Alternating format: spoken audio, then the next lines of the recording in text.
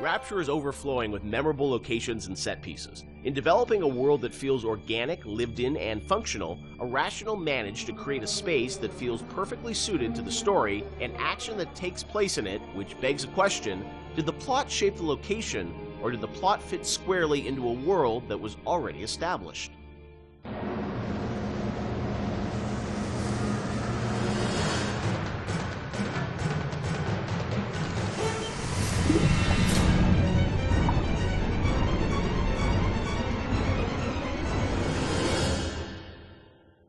Let's talk about some of the areas in Rapture, because it's an amazing place, but also it feels like there's certain areas that are very well designed and that they have, a very certain aesthetic, and the characters in there, it all kind of comes together. Ken, do you have a part of Rapture that resonates the most with you still to this day?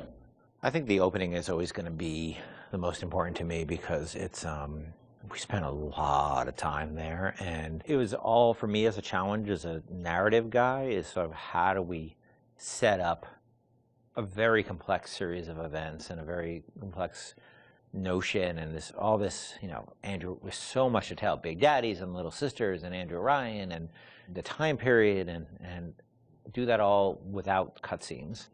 And especially, I think, the descent to Rapture when when you get in the bathysphere, getting that right, getting everything right down to the bathysphere cresting the hill and seeing the city for the first time. Remember how much we worked on the timing of that, just getting that. And it took us forever to figure out that we should just put the slide projector covering the window. Again, in hindsight, it seems like such an obvious choice, but we were really trying to figure out, how are we going to tell this story of Ryan and then reveal so you can see the city beyond the hill. And also we didn't have to show the whole transition going down the bottom of the ocean because the whole screen was covered. Spoiler alert. I think that's the part that will always be near and dear to my heart. Yeah, I mean, for me it was Kashmir. Yeah. That was one of the first... The restaurant at the beginning. Yeah, the restaurant at the beginning, because it was really the first art box that we created that was Rapture. I mean, we created spaces before that weren't really hitting the Art Deco look. Scott Sinclair just started, and he built that, designed and built that statue of the Atlas with the world on his shoulders that was in the middle of the room. And Mauricio had done some concept art for us of that space. And once we started putting everything together and getting it into Engine and actually walking around it and seeing those giant windows off to the side that just showed the seascape and really drove home the fact that you're underwater. It was the first time really all the elements started to come together. And we actually we had built a bunch of stuff, and we actually stepped back and said, we have to just get one room right before we go any further, because we weren't getting it right. And so Mauricio did that concept drawing. Yep. We worked really hard on that statue, and that statue, I think, was the first object we really built in the game that was a Bioshock. So we just stayed in that room for a month until we got it right. And I think the original concept actually had a tram running through it. So it was even more complicated, and that was one of those things where we had to keep pulling back to really focus on what the bare essence of that room was. Were there parts of Rapture that you never were able to realize that you sort of still missed? The zoo. People we had a zoo Frolic, right? That I was excited about. Not everybody was excited about the zoo, but I don't know why I was excited about the zoo, because it would have been a nightmare. We had another area that was prior to Arcadia that was more of a straight up agriculture, forest type of area. Before we had the bathyspheres, we had a whole sort of subway transport system in Rapture, which we spent a lot of time thinking about, and then just realized that these little submersibles would be a much more realistic and much better solution. And you were going to be able to move between locations in that subway system? Yeah, much like the bathyspheres, but they were much more integrated throughout the space, and we really want to support them. And we just realized it was not really relevant to what we were doing. Were there certain locations or areas where you knew a certain narrative point, needed to happen? Like you look at, the reveal of sort of Atlas's true motivations. Like, was that oh, we've got to do it this level because it fits the story? Or was it more that you sort of you had the game laid out in a certain order and you just layered the story on top of it? I think the big one I can think of is that you encounter Ryan in his sort of that he would live in an area of industry. Okay. So he lives in this very industrial area because that's where he would feel most comfortable.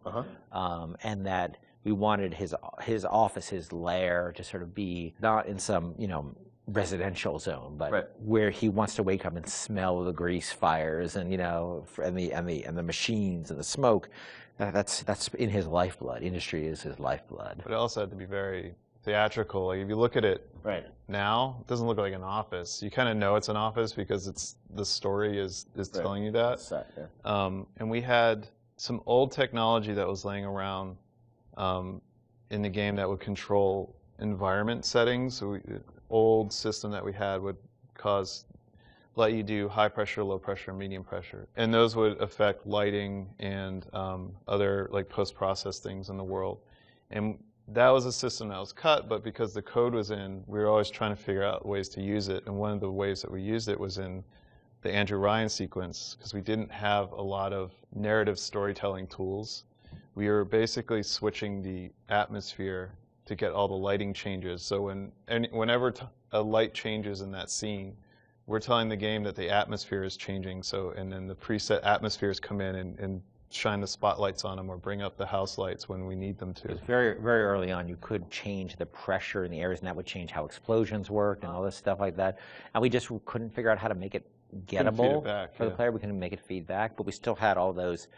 That moved a lot of levers in the game, so we still had the system. So we used it for the sort of theatrical cues of the, very theatrical cues of Ryan appearing, the lights going down where you are, and the lights coming up where he is, because the engine didn't have those tools by default. The assassin has overcome my final defense, and now he's come to murder me. In the end, what separates a man from a slave? Money? Power? No. A man chooses. A slave obeys.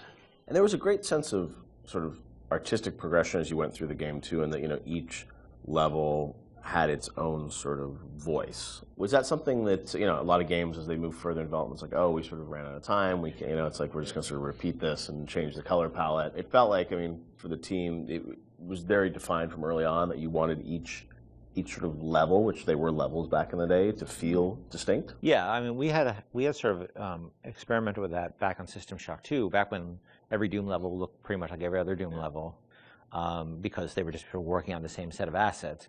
We decided with our very rudimentary tools in System Shock 2 that we would progress with color, and every deck would feel different from a color standpoint, even though most of that was lighting, or textures, nothing really more. But we had the tools to actually, sort of theme levels. I think a lot of this goes back to, I think my first memory was actually from when I was 1 year old at the Montreal World Expo. World's Remember Fair. when you were one? Well, I remember being at something at this World's Fair, which I didn't realize, I think was in 1967, when I was 1 year old, a little over 1 year old. Wow. And I was on a theme park ride they had and I remember being at this thing where a big bat flies out of this sort of thing and comes up. I don't know why I was a 1 year old was on this ride. I'm not sure, sort of a haunted housey kind of ride. And I remember loving it. And I think that stuck with me. So the notion of sort of theme parky themes and settings, and Disney World does a great job with this. You can go to Disney World, they theme areas. So themed areas are something that always resonated with me. And BioShock sort of always has had this notion of feeling of theme in different areas, much more than the real world has. Like you walk from building to building, most of them you can't really tell them apart. You Right, walk but from there, walk from a floor of an office building to another floor. It's not going to look any different. But we always felt that was really important. And there's also, if you look at SWAT 4, saw some early experiments with this, especially like the serial killer's house level in SWAT 4, which is probably one of the most dense levels that we ship. But you were trying to tell a specific story with that. And going straight into BioShock and using the same exact engine that we're using, and we were very comfortable at that point with how the engine worked and how to art up these rooms, gave us a leg up when we sat down and really thought about what stories are we specifically trying to tell. And one of my favorite anecdotes from this time period is with Sander Cohen. I think it was Nate Wells and Stephen Alexander sat down one night, and they came up with a backstory for every dead body that you find in that space, and then they told that story with the props that they could. Even if it was just like, this guy crawled 3 feet and then shot himself in the head because he was sad about something, they put those marks in, maybe put a picture next to the guy, and then he shot himself. So they really did their homework and tried to add the backstory for everything that you're going to find in that space. I've got Atlas's goons hitting us non-stop and 2 dead mechanics just this week. We need to control costs. If I wanted to deal with amateurs, I would have stayed on dry land.